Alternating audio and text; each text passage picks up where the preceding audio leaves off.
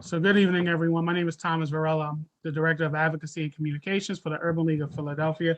We're excited to have you this evening to learn more about how redistricting impacts urban communities.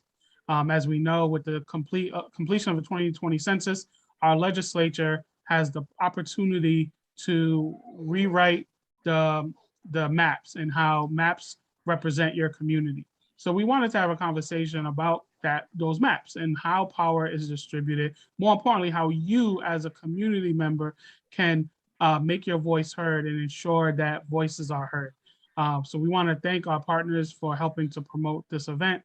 The Next Philadelphia, which is our young professional affinity group of the Urban League. We have our guild members, which is another affinity group for our more seasoned individuals.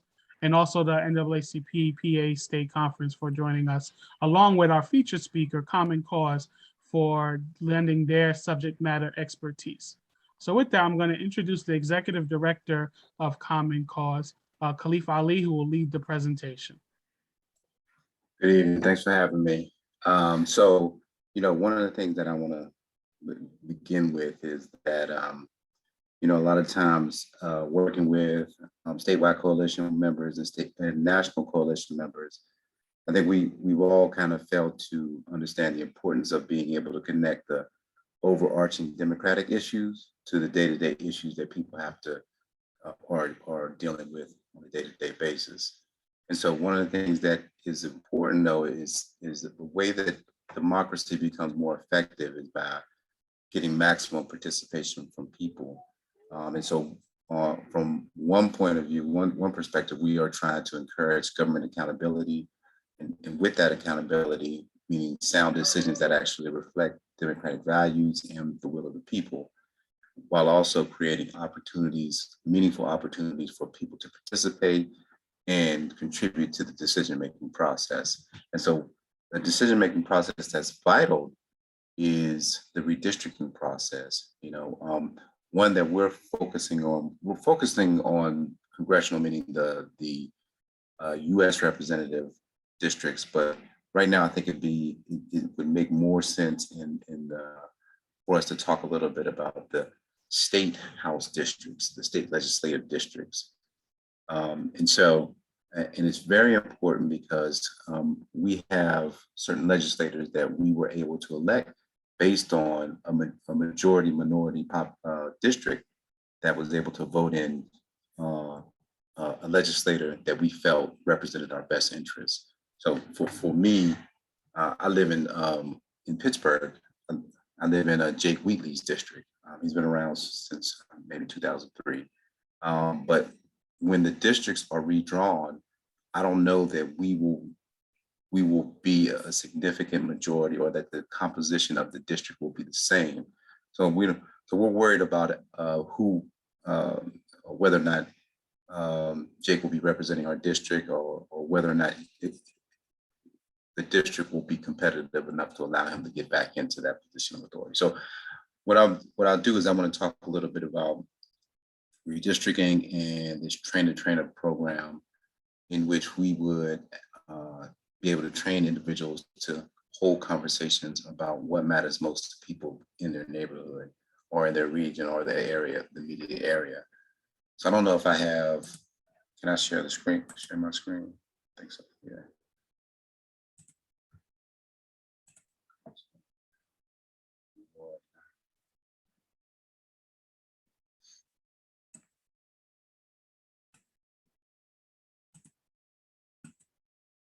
Okay, so three things that we want to cover. What is community mapping? Why does community mapping matter? And how do we run a community mapping workshop, which is important for us? We're getting down to the wire in terms of being able to do this in a meaningful way.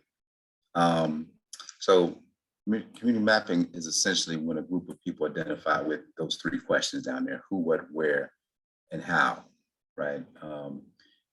It's an identity question: who we are, what makes us unique or special, where are we living, where our residence is, and how we share those interests.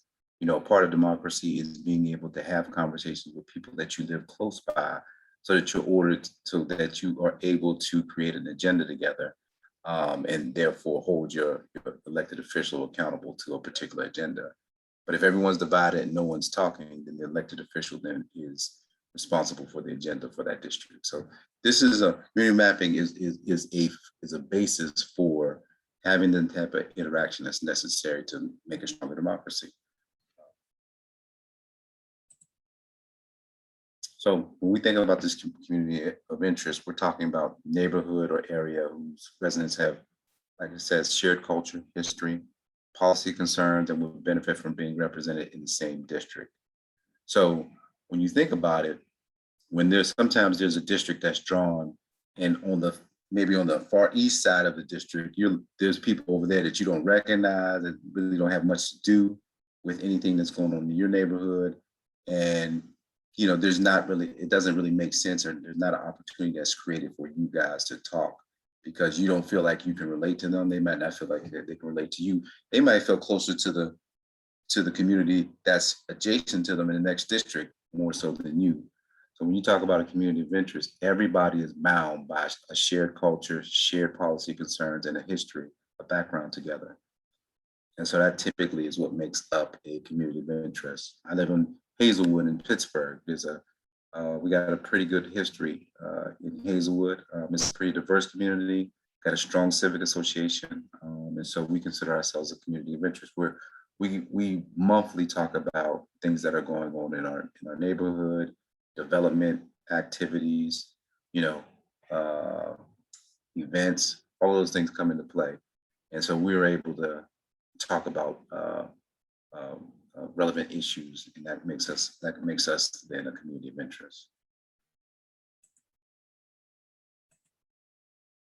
When we think about community mapping, there's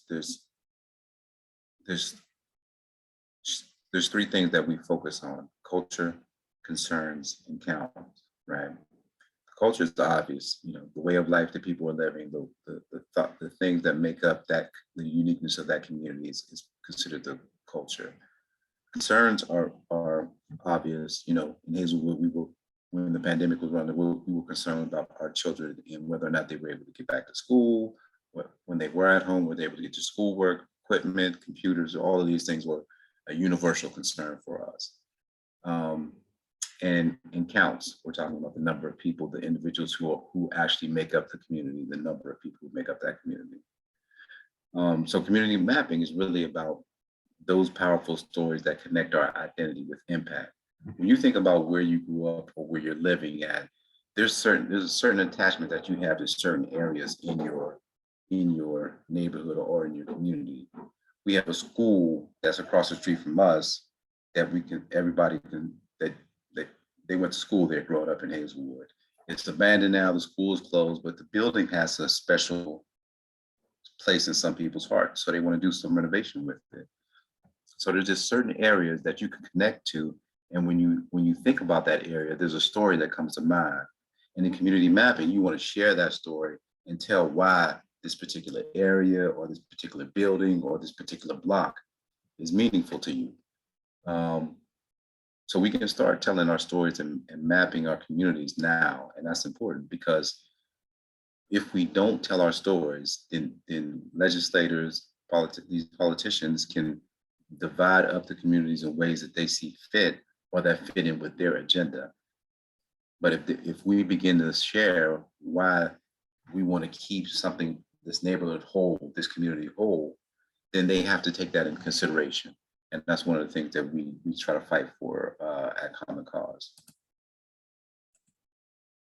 So when we think about, this is an example of community stories. This is one in Alaska. Let me tell you a story about one that hits a little bit closer to home. I'll tell you a story about us in Hazelwood here in Pittsburgh.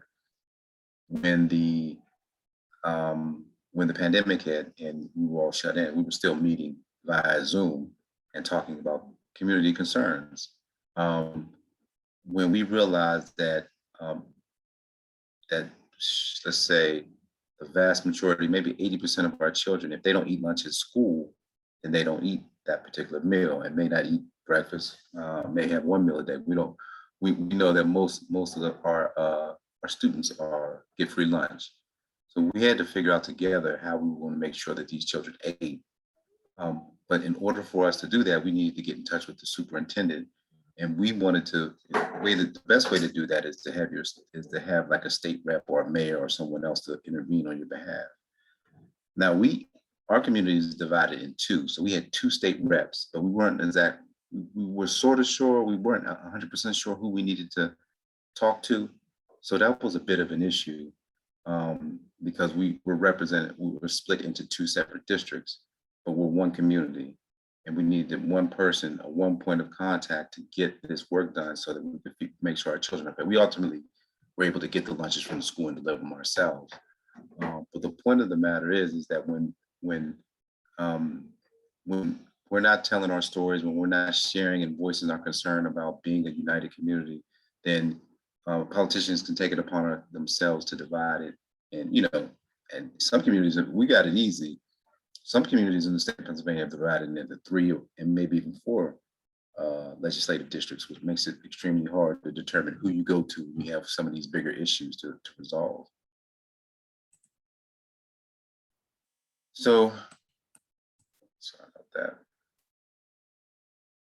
So what we do with community mapping is there's 3 stages essentially. We do community mapping, and so the question is, so what happens to those? What happens to those maps? Once we do the maps, once we have these conversations, what are we doing? And what we're doing is we're coalition building. We're using that information to be a part of a number of maps that are being developed, that are being drawn all across the state of Pennsylvania. We got a number of groups, a number of different ethnic groups, various progressive organizations that are drawing maps all across the state. My thing is we're very concerned, and we have PA Voices doing a great job of doing some community mapping in a lot of minority communities. But we want to make sure that Black people have a voice in this process, because if we don't, then we're the ones that want to be left behind when it comes to our communities being divided or kept together. So when we draw our maps, we get with those organizations that are currently drawing these larger maps, regional maps, entire maps, things along those lines, and we share with them our information so that what they're doing is not actually in contradiction to what we're doing. So if we draw a map and they've drawn a map and their map is dividing our community in half, we're able to interject and say, look, we know this is a coalition that's designed to draw better maps for everyone in Pennsylvania, but we can't have you splitting up this community because we have our maps. And in our maps, we clearly indicate that this is a community we want to keep whole. And when all of that is done, we finally get to a point where we're able to make an entire map that takes into consideration everyone, especially people of color, because often we're the ones that are forgotten. And a lot of times legislators feel justified because we're not a part of the process. We're not participating in the process.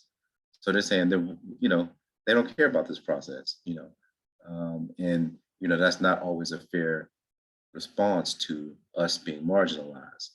A better response is people need to understand how this connects to what's going on day to day for them. And that's a job that we feel that we're responsible for too. So, so why do community maps matter? So our communities are essentially the building blocks. They are the foundations of these districts, right? The representation that we get from U.S. reps, not U.S., I'm sorry, from state representatives is important to us in the sense that they represent the communities that we live in. And when we're represented as community, we're able to be unified in our approach and in our stance to these communities of interest. They're compelling stories that shift narrative from politicians and parties to everyday people. So what we hear now on a statewide level and at a national level, we can't always connect to because it doesn't have anything to do with what we're seeing when we walk outside the door. Community maps tells the people who are in power or who are drawing these maps exactly what we're experiencing and what we're seeing when we walk out our door and what's important to us. We have to be able to tell those stories, and they have to listen. If the thing about it is they have to listen if we're actually telling the story. If we're interested in telling the story, they do have to listen. We're going to hold them accountable for coming up with a process that takes into consideration everyone, all of our input with regard to the community maps. When we do these, it's important to share with them. The media needs to know, lawmakers and commissioners also who are holding hearings regarding the map need to know. And finally, if they don't take that into consideration, these are matters that the courts can take up in defense of our communities and in defense of our voice, because there is no taxation without representation. So if they're drawing the maps in a way that we're not adequately represented, we have a compelling case that we can take before courts. So there's a role for everyone, right? Okay, so there's when we say train a trainer, we mean actually train a facilitator or a community mapper. So there's going to be two people that are going to be needed to hold these conversations, right? There's going to be the person who is actually asking the questions. What's important to you? Why is that important to you? Do you consider this to be a part of a community or a district, or questions like that? The community mapper is a person who's going to be documenting what's being said on the actual software that we will show. I can show you how to use. It's called Districtor.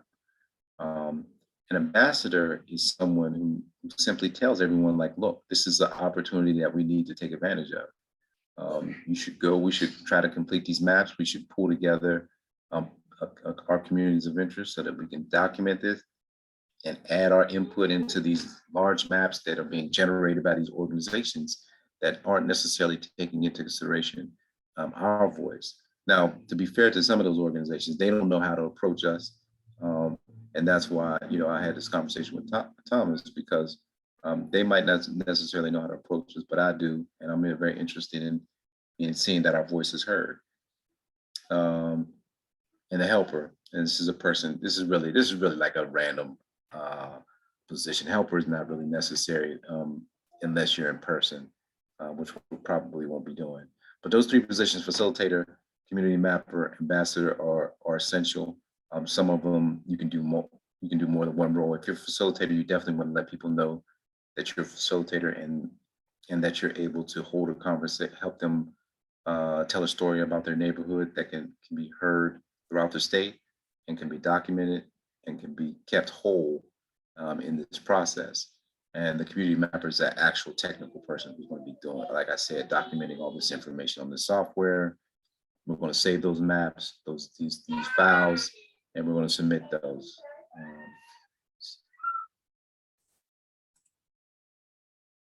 So this is pretty much how you would run a workshop. You introduce yourself, and one of the first questions we tend to ask is, what makes our community special? And that's a great question. It's an open-ended question, and it allows people to really tell stories about what triggers them about their community and why they want to see it whole and why they want to keep things together. There'll be introductions. It's pretty simple. You're going to do introductions. Of course, you would always do introductions.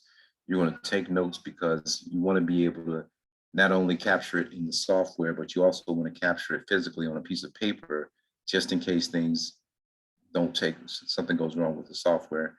You'll have your backup, you'll have your notes, and at a later point, you can always complete the map if something goes wrong at that point in time.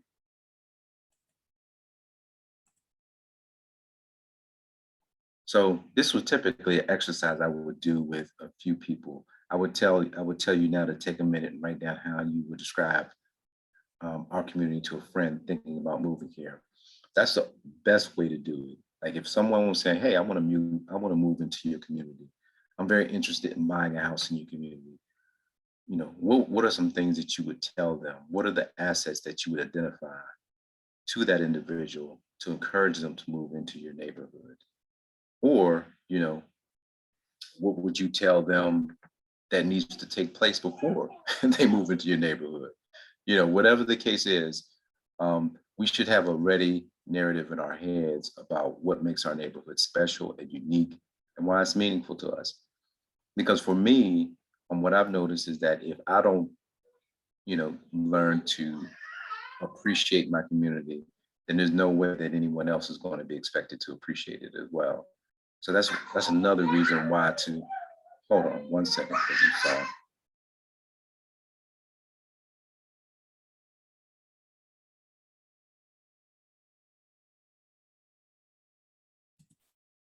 Okay, sorry. So yeah, we gotta generate our own our internal value for our communities first. Um, is there agreement on the name and general description of the community? So one of the things that I think is important is that there's going to be different perspectives in the community mapping sessions. Um, the, when you have these conversations, you're able to sometimes, if you have a good facilitator, find consistency on how to describe their community. Meaning, I call them factions. We got factions in our community, and then we don't always agree on everything, but we all agree that this is one of the more diverse and balanced neighborhoods in the city of Pittsburgh. Two, there's great potential for development that we have control over. Three, there's the opportunity to invite people into our neighborhood through this development process and continue to help with the prosperity of our particular community. So there's some key points through discussions that we were able to agree upon that made sense for everyone. We were able to build consensus, even though there's different factions and people who believe differently about how we would describe our community. We were able to come up with a few key points. We're a little bit ahead of the curve because we've been able to draft an entire community plan that was signed off on by the vast majority of the community. But this still can be done in a reasonable amount of time with any community. If there's a good facilitator there, if there's a willingness to work together, and if the understanding is that we want the voice of the community to be heard ultimately in this redistricting process. And that's the key.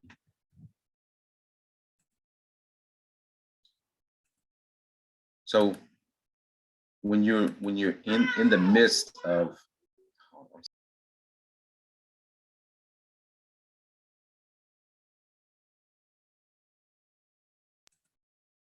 sorry. Okay, so in the course of the discussion, you want to be able to hear three things: culture, concerns, count. Once again, describing the people who are part of your community, talking about the commonalities, talking about the history, languages in certain cases.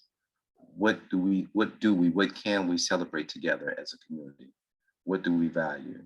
The concerns are just the general issues that need attention from government.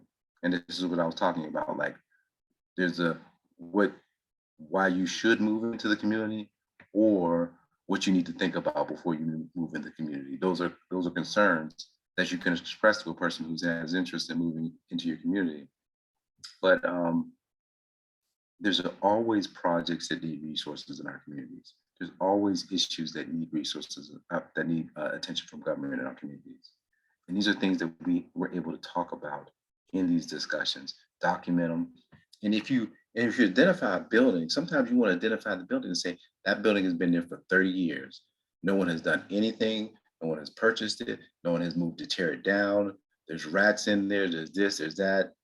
We need to do something about it. That can be documented in this community mapping session. We can see the building. We can highlight that area, and we can type out a message. Literally, I would show you, but the software, I can't do the software on my computer, but just you can literally document that, and that can be shared out to the appropriate committee. Or well, before we would overlay it with other maps that coalition members are doing throughout the state. But that's something that can be done. So, and the count is there data that we can present that strengthens our story? The count is also about the people and the numbers of people in the communities, income levels, distance from hospitals, lack of green spaces. These are all opportunities for us to talk about that. Food deserts. I don't have a supermarket in my community. You know, I depend on this particular corner store to get my knickknacks, my milk, sometimes a little few knickknacks, but I got to travel 5 miles over to the east to get my real groceries. These are things that we can document, okay? And for me, there's a motive behind why I think this is important. Redistricting is just a symptom, just one part of something much greater that we need to begin thinking about as a unified community of people of color. We need to be thinking about how we can have these conversations when there is no big democratic institution or decision that needs to take place. If we have these conversations consistently, then there won't be a need for me to come to your community to talk about this, because there will already be an infrastructure in place that is discussing culture, that is discussing concerns, that are discussing counts, like where's the information necessary to solidify and bolster our arguments about the culture and the concerns. There's not a necessary, and that's, for me, is the most important part. I'm not interested in running programs. I'm interested in establishing institutions in our communities. And these institutions start with people talking to one another, just that simple. Consistently talking to one another, inviting additional people into that conversation, inviting more people into that conversation. When there's a critical mass of individuals, sharing the conversations out to the rest of the community so that they can know, understand, and possibly participate. So those are the things that I think about when I bring these initiatives to the community. And so this is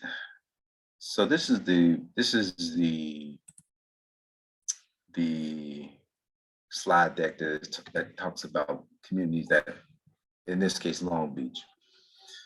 And so they just give specific examples. This is how, what you see here is this is not exactly how Districtor looks, but you can get down very close to block level and you can begin to shade. You see these colors here? You can begin to shade in areas that are of concern to you. And we can discuss, you just simply explain why you identified that particular block, that particular building on the block, and what it's, and the meaning of it. But this is just a personal example of culture, concerns, and counts that I don't like doing things that I haven't personally experienced or isn't related to at least the state of Pennsylvania. So we'll move past that. I can give you a better example another time. And so this is just a testimony about Long Beach and their ability to unify around a particular issue. So let's use Districtor R to map your community. Hey, what's going on, son? So one of the things that we want to do is, this is the software that we'll be using. It's called District R. It's something that's been endorsed by the governor of Pennsylvania. He actually has a portal that he's going to be accepting these maps. But those are from congressional maps, and we can talk about that. And this is something that is going to be taking the LRC, which is the Legislative Reapportionment Commission, which is the quasi-government, semi-government entity that will be drawing the state legislative maps. They will also be taking maps into consideration as they begin drawing districts for your state reps. So, and these are just what I can do is I can send these to Thomas. These are resources that you can take a look at. What we might need to do, what I can do for anyone who's interested, I can take a deeper dive into redistricting so people can really understand what that's about and why that's important. And then we could also, during that redistricting very brief presentation, I'll just knock out a few slides. We can also get into the nuts and bolts of how to actually use the software that we're recommending. So that is the presentation. In terms of a timeline, what our understanding is, I think very soon that there's going to be there's data that has to be released or that has to be reconfigured so that it can be used to draw maps, and that's population data. What we want to do is we want to be able to, as the LRC, as all these government entities are drawing maps, we want to be able to have these conversations and get our maps to them as quickly as possible so that we can be, so that we can have our voices heard in this process. It's a very important process. So we can have our voice heard in this very important process. So we need to, think about doing that as soon as possible. Because they're moving along with the drafting of the maps. So I'll leave it at that. If you have some questions. Yes. Yeah, I do have a question. In terms of, are there items that the Black community tends to ignore more in terms of highlighting, or are there things that they should be specifically highlighting when they create a map? It could be anything, man. I mean, if there's a building that that is across the street from where you live, and that building has been used for whatever, for any activity that may be legal or illegal, you can document that. And in that, in that kind of outlining why this is something that has been a burden on the community. You can highlight good, you can highlight bad things, but the main thing is that you want to have this conversation together so that people understand that there's a unified voice that cares about this community and wants the voices of this community to be heard. So we got questions. I think Latoya raised her hand first. Yes, I do have a question. Thank you. Great presentation. It's a lot of information to absorb. So I'm looking forward to you sharing the slide deck with Thomas so I can read through it a bit. I definitely appreciate it. My question is, I know you said that, it's about the conversation and then bringing in everyone's needs and wants, but is there like a set structure for how to move on in the conversation? Because if you get too verbose and we're such a nuanced community, so you're adding things, is there, a way to guide folks in those conversations, say, okay, we're going to move on now so we can actually get closer to implementing it? Sure. So I would provide, I can do, if you were to participate in the trainer, I would be available for one-on-one like coaching sessions with regard to facilitation. I know exactly what you're saying. And that's why it's so important for us to have like trained facilitators to kind of guide these conversations forward, because we can kind of get caught up in the minutia of one particular issue and not get through anything. We'll have one dot on the map and we can't submit that. So we have a full facilitation training that we can share with individuals. Awesome. Thank you. Yep. I have a couple of questions, Khalif. Sure. Number one, I heard you say that for mapping, you're using District R. Why aren't you using the Dave Redistricting app? Did you find that the option that you were using was more beneficial to communities of color? What I found is that based on our interaction with communities of color, that none of them are super easy, but we felt that District R was a little bit easier for what we were trying to do in terms of the community narratives, community stories. Dave's isn't hard per se, but we just felt like it was just a little tad bit easier. And so we went with District R. Okay. And I hear you. And my second question is, are you waiting to do your final submission for maps for redistricting on the legislative side? Are you waiting for the data regarding the prison population? Because, That's a great question. That's a great question. So, we had fought for all prisoners to be reallocated to their permanent address. So the first resolution that came out said that the reallocation would be for all inmates other than life sentences. Correct. Life sentences. Mm-hmm. Now it's anyone who gets out before is everybody except 2030, for- I think, right? right, 10 years, 2030. yeah. Mhm. But that's not a good rule, and we can talk about that because people get paroled before 2030. Yeah, we know get why they out. did that, right? Yeah, Right, people right. move. You know, it was a ridiculous. But anyway, so yes, we're not going to wait. We're going to still have the conversation, but they're going to be delayed. The legislature is going to be delayed as they what is it? As they reallocate the numbers, Mhm. and then they're going to be like maybe 2 weeks delayed in terms of coming out with the initial map that says, hey, this is what we came up with after we did our map drawing. Okay. So we're not going to wait on them. We're going to go forward with the conversations anyway, and then we're going to submit those and wait and actually give testimony on the maps that they come out with. Because if we have our maps, we can compare. When they come, we can pull up their map and show you how they have our communities drawn out, whether they're split several times or what. We'll be able to compare. We can even do an overlay and see what type of, whether or not they weighted carefully or not at all. It didn't look like they weighted at all. So we can do that. I'm a member of the Pennsylvania Delta Sigma Theta cohort on redistricting. And so I heard your testimony before. I think it was one of the commissions early on. I guess what I'm seeing when the testimony is being presented, oftentimes it's like they just are going through the motions. Yeah. Are you feeling the same way? Absolutely. But here's Okay. the difference. Here's the difference. So we could have, we're going to have a critical mass of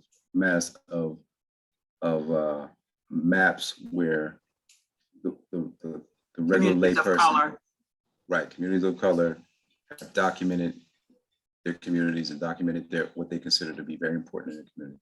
That will be, they're going to have to take that into consideration, because that will, if not, that could potentially be the basis for a lawsuit to dispute the maps. And I don't know that they could win that if there's documented proof that people are weighing in, actively participating in a process that is by all counts supposed to be democratic, and they don't take it into consideration at all. So yeah, I don't think they are, but I think once we begin to produce maps and submit those maps, they're going to have to backtrack and make sure that some of that is taken into consideration. Thank you. Yes. What would you say is the biggest takeaway that you would want the Black community to understand with this community mapping and all of this in terms of redistricting? Sometimes this could be seen as a topic that's in the weeds and like real nerdy. How can we get folks to like maybe recognize, like to take a step back and see the power of this? Well, when these people draw a map of our communities about the whole state of Pennsylvania, they're essentially saying that we're going to pick the voters that we think are going to vote for our party. You know, nothing is taken into consideration with regard to the voters, and even less is taken into consideration for Black voters. So when a lot of the time, because Republicans have had control over the General Assembly for the last 20 years, I think, 10, at least, yeah, the last 20 years, if I'm not mistaken, they've drawn the maps, and what they do is they give Democrats a certain number of districts, and some of those districts are majority Black, you know, majority Latino in some cases, or some type of configuration of at least 51% minority. And what I'm saying to you is that those are done without any consideration, any input from us. And so when we withdraw from the process of democracy and allow other people to establish an agenda for us, then we really don't have a voice. And everything they do for us is they consider to be almost like a gift, as opposed to something that we earned and something that we just that is ours by right, you know. So it's all about self-determination and really being able to define a role in democracy for ourselves, so that these people understand that we do care about our communities and we do have a voice. and you're going to hear it if you don't take that into consideration, you know. But we got to look at the larger issues as well as the day-to-day. Great. Are there any final questions?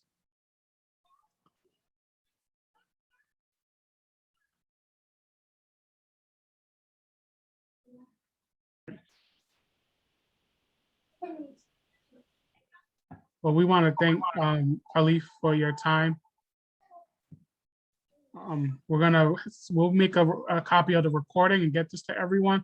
Do want to apologize for some of the background sound on my end. So we'll be cutting the presentation short, but we want to make sure that you take advantage of this opportunity to understand community mapping, and more importantly, that you use this time to activate your community and have them be part of the process. So stay tuned for the next in the series, the Know Your Power series, where we'll talk about different topics that are pertinent to the urban community. Thank you very much. All right, thanks, Great, Sarah. thank you guys.